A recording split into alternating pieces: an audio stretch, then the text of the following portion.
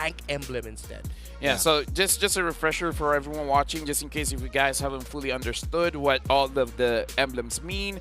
I would say the setup for the Beatrix is very good in lane. Little ignition, giving that burn, could win you the lane. But the 1-1, the weakness finder, giving 90% slow on opponents, making it easier for her to proc the weakness stack, and of course helping out Supervin, being able to catch anyone out, helping out Fredrin, and Fredrin was using the quantum charge as well, so the Fredrin could get into the fight much easier as well. Put yourself together, having the Inspire way more, as well as the Wind of Nature. So you're going to be very, very safe. So going into game number 2, Flash going up against Bigatron Alpha. This time, Flash, once again, first pick. Might be they gonna ban another, like Fanny and Arlott gonna be banned again by the Bigatron. I think it's not too different with the game 1. Yeah, they can follow the similar drafting and picking pattern here. Although Flash, if they're going to be letting go of one pick, I'm trying to decide whether the Bane or Paquito, which one you're rather willing to let go, so that BTR, you can take out another hero from BTR instead. I think I'm leaning more a bit towards taking out the Paquito instead.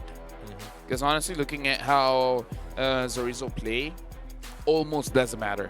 I kind of feel like give him any kind of hero, he will give a lot of impact. So, but with that being said, again, I don't know. If you gave him a Paquito, because just now with the Dyro, he like, what, 1v3, he got 2 kills. Yeah. Imagine having the Paquito having more crowd control.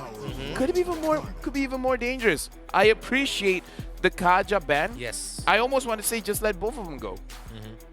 Oh, wait, yeah. Both Kaja and Paquito? No, I mean the Paquito as well as the Bane. Because if you want to ban the Bane, ban it at the second phase, right? Yeah.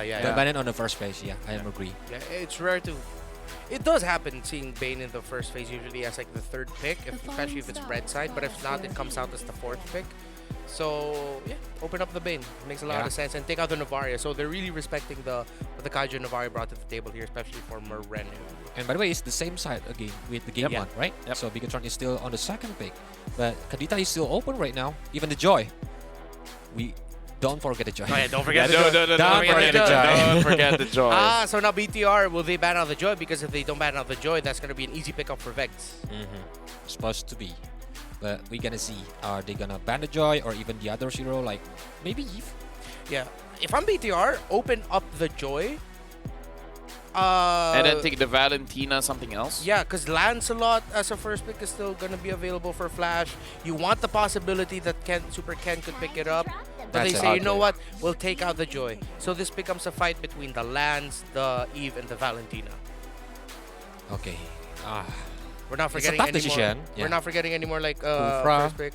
Kufra first pick, really? I don't think so. If you are the player, I think so. But yeah, Lancelot first pick. It's priority heroes. Then they can trade it using the Valentina now. Very quick pick.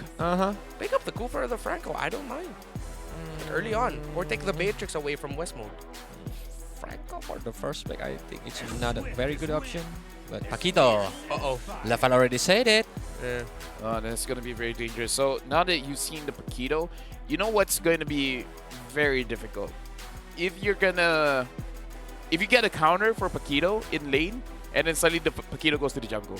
Yeah. That must feel bad. It's like, all right, we countered the Paquito. Wait, where's the Paquito? Oh, it's in the jungle. And the thing is, at least for the previous patch, I don't know this patch how it's looking like, but previously the Paquito is pretty good against the Lance. Especially good Paqueta users will know about the timing, right? Yep. When the Lance gonna use the Tone Rose, he's gonna wait until doing the combo. Oh, and what hurts here is that Flash doesn't have room to pick up Bane unless they want to go Bane. Another Kadita? Golden here. Oh, they pick up the Franco. So very pick-off heavy here for this lineup. If they don't get their pick-offs, it's not going to be a good time. I have to say, Team Flash, their lineup already is very high mechanic dependent. Yeah. If you don't hit those hooks, if as the Lancelot, you can't like shing your way to victory, the Kadita, if you don't hit your target, like Team Flash, you know, great heroes, great pick and ban, but if you don't hit your skill shots, it's not gonna look good. Yeah, it's gonna be one momentum. If they miss it, and they're gonna lose it. But on the third pick, I think the Franco will be good to stop Paquito if the Paquito just dive in too far away. So the Franco gonna use just the Bloody Hunt to stop it, and the others can follow up. But on the third pick, is it gonna be the Marksman, or even if they don't want to use the Marksman, but Grok? I told you on the first game, right? Yeah. Grok is a good hero for facing against Kadita, so he can use the power of nature, spam the first skill to open the map. Yeah, and you get to avoid controls. You can check out the shrubs without any problems. Yeah, most likely this is going to be a roam Grok. No, I mean you say that, but it can still be flex. Yeah. It could be a roam Grok EXP Paquito. It could be a roam Grok jungle Paquito. It could be an EXP Grok jungle Paquito. There's still a lot of variations here. Yep. Still a possibility. They might. I wonder if they're gonna consider Melissa here. I mean, why not just ban the Beatrice? Because Westmore does seem to be prioritizing that, right? Yeah. But they, Esmeralda. if they are banning Esmeralda, I think they want to use Paquito as an XP lane. Yeah, that is true.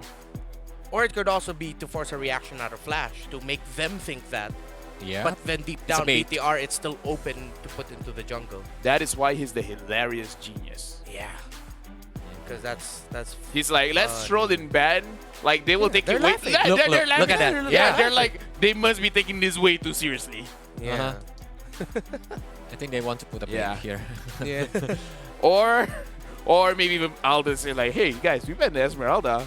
Anyone feeling like the Angela? Just put the Angela anywhere, like Jungle Paquito, EXP, Grog, Angela, Rome. I'm okay See? with that. See? For the combo. Yeah. I'm okay with that. The Martis here. It's a good ban. I like they take out the Martis. Might end up becoming a Fredrin again for Ken, if that's the case. Because I gotta say, Ken on that Fredrin, he is not slowing down on the rotations, man. Like he reminds me why the Fredrin was good in the jungle again. Yeah. Although I felt like even though Ken was still on point with his rotations, the rest of BTR weren't. Like they were so used to him being so much faster, the timings in the early game felt a bit off, even though Ken was still on point. But since they took out the glue here, They're gonna play the backline hero because glue against Valentina. Valentina still can run away using his second skill, but for the passive one on the backline, it's gonna be hard facing against glue. yeah, good ban here on the Bane. And because they banned out two really strong XP laners, this is really feeling like an XP lane Paquito already. They just took out the heroes that probably Or Cerezo was like, they're just worried that second will use the Bane gold. that I mean like the glue Esme. They took it out. Oh, okay, that's what you mean. Sorry, Yeah. yeah. But the Bane ban was also good because of that factor. But yes, Sunset. That's why.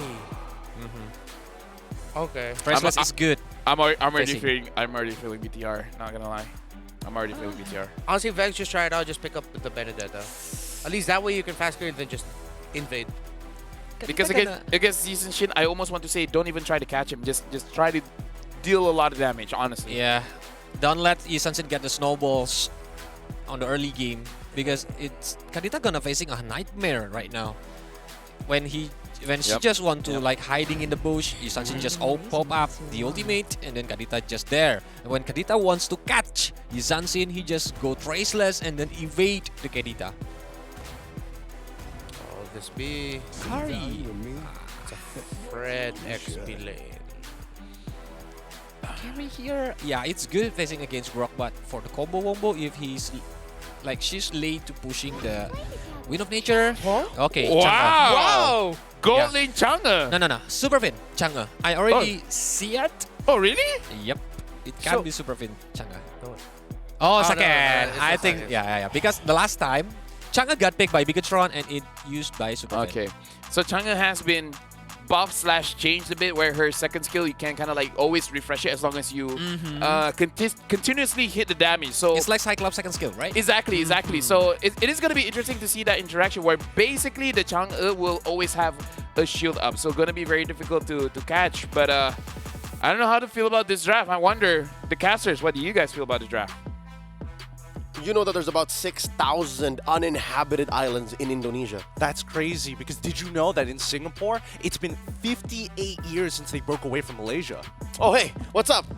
Leo and Gideon here at your service, bringing you Game 2 in this best of 3 match point for Bigatron Alpha. And can I just say, that's ballsy to bring out the Chang'e. Yes, as for mentioned by the analysts, there is a buff on Chang'e, but I'm not so sure if it's the time to bring her out, given the amount of dive coming in from Flash. It could be the saving grace, to be honest. Who knows? It's testing the waters, especially with new items like Starlium Side, for an example, and when you empower your auto attacks after the shield with Chang'e, you can do some pretty crazy stuff. We'll see how effective it's going to be in their lanes as they kick things off, starting on the same side of the map, and then moving over towards Purple Buff for the side of Team Flash. And for Bigatron Alpha, it's going to be the orange. And here you'll see the XP lane duel, and of course Supervin going for the early invade, less than half health. Yep, he has to flicker on out of there. Ooh, a good attempt coming in from Jay, but even Moreno trying to steal away at least one camp from Kyrie to slow him down. It's been a while since we've seen a mage, the likes of Chang'e in the gold lane. I'm throwing back to again. Is this on purpose, Munton? Why are we throwing back to 2021? Gold lane Chang'e was a thing during those times, and now it's here. I mean, I don't want to say that we're moving backwards, but it's the evolution of the meta, right? I mean, let's look at the emblems so far. Maybe we can get a better idea, because I'm seeing cooldowns, I'm seeing Weapon Master as well, and Impure Rage. That's a mage base emblem for the Chang'e, so she wants the cooldowns. In addition to the cooldowns, going over to the other side, looking at Team Flash, it looks like it's pretty normal. Save for the Franco support emblem. It's Rock and Focusing Mark, and makes me wonder, why would you want extra healing? I'm guessing it's the other stats that the Franco brings you, but yeah, that's a choice right there by Jay. Yeah, I would imagine it would be tank emblems, you know, get a little bit of just raw stats to keep yourself alive for as long as possible. But, you know, considering how many assassin emblem users there are, maybe they're trying to get some kind of value somewhere else, right? Second item, Malefic Aura might not be looking so hot right now. Cerezo getting some good damage onto Kyrie for now, but Supervin getting brought down to less than 50%. This is going to be risky. It's a 3v3. The Wild Try doesn't connect on anybody. Kyrie plays it well, and now we get the lockdown on towards Moreno's side. Good mechanical play from Team Flash. They draw first blood and they score the turtle, so that's a huge dub for the Singaporean squad. Mountain Shocker by Super Ken here, which, now come to look of it, puts him in a very weird spot. He's so used to junglers and to a playstyle that's very active. Supervin in trouble. They're trying to punish them as much as they can. That's what you want to do as Franco, right? That's what you want to see. Apply that pressure, condition your opponents. Yep, so back to the dilemma with Super Ken. He's so used to playing the Lancelot, and more recently the Fredrin, who's okay with very little items early to mid, and then a power spike towards late when he gets heating up. But here he is a Yusun Shin. He's going to play much like Fursic, wherein he's really going to be more online post 8-9 minute mark. And now you can see here he's building up towards his first core item, the War Axe. Who's his best target here?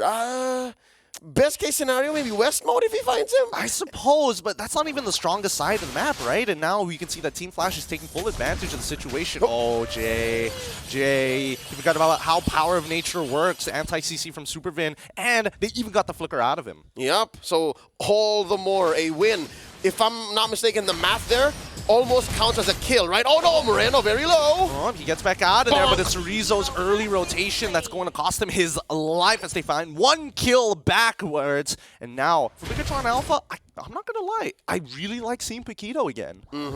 Whether in the jungle or in XP, there's a big combo coming in, Sock and Falls. Can't do anything about that. Supervin really far away. Gets hit by the Iron Hook for Westmo to finish him off, and things are just working out for Team Flash right now. Yeah, no, I mean, a fumble for a fumble, and then you end back right where you started. Team Flash is ahead here by about 200 gold. And if we're looking at where the gold really is, I'd say it's on Cerezo, and right now, maybe even on Kyrie, despite him being very low. Oh, Mountain Shocker in. Well, Cerezo is going to get spotted out by Jay, but the fact that he's still on the bottom side of the map, despite everything that has happened, the early rotations, Team Flash, they're going to proxy that top wave. And, Iron Hook on Supervin looks good, but no capitalization. He's fine. I stand corrected. West Mode is making a lot of money. West Mode on the carry, who's just now getting the attention that he demands, the attention that he needs.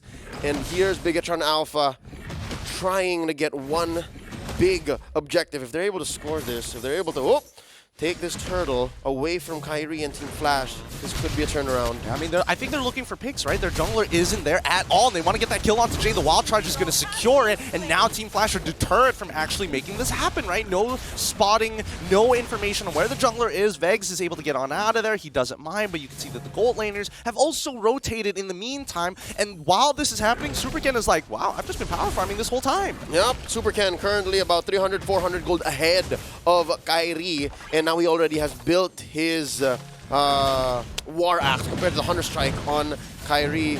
Mountain Shocker, checking where everyone is. It's Vegs versus Ken. Mid has 2 members from each. Oh, conceal from Jay. He's walking up and gets stopped, and now the full combination comes down to make sure that Super Ken ends up dying regardless. They are able to secure the turtle, but at what cost? The Bloody Hunt on towards Cerezo's side. He's got the champion snatch. Gets more than enough shield to get on out of there. Jabs away. Rough Waves being expanded by Moreno to Supervin. Now just making sure that nobody else is able to punish their side laners. The amount of damage and the type that was allocated inside the turtle pit wasn't enough for Team Flash to actually get a second kill. So right now, Vegs is in trouble. Oh, but he flickers out!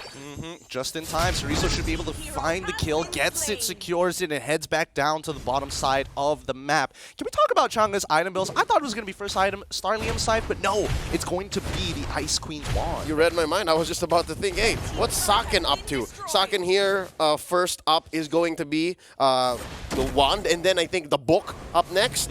So, what's the best case scenario for him? Oh wait, they knock up Jay. Yep, he has no means of escape. Great Nature's Barrier coming in from Super Ken in West mode on the opposite side, looking for a kill on towards Socket. He's going to flicker as well. Helps secures the kill onto the gold laner, and now backs off without any punishment at all. West mode was very, very quiet.